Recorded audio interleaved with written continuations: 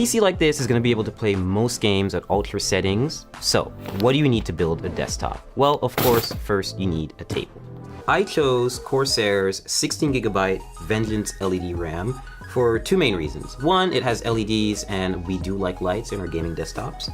Secondly, it's pretty fast RAM. It's 2666 megahertz, I believe. So it's pretty fast, and this motherboard supports that speed, which is most important. A Core i7 Hexacore CPU. Yeah, we've got one, and it's an 8th generation chip, and it's ready to go, and it supports overclocking.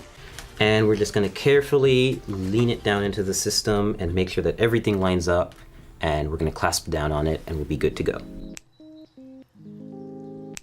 So we're about to apply thermal paste to the CPU.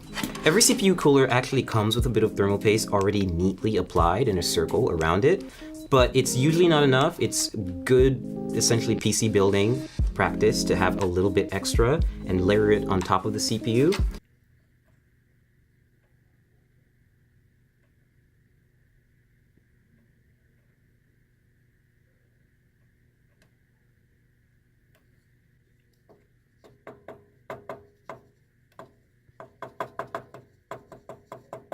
It's good PC building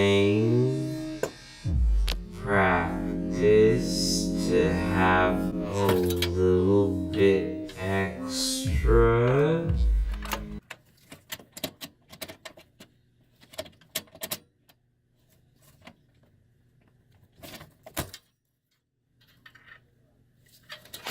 A little bit extra. Why are we still here? Just to suffer? Every night, I can feel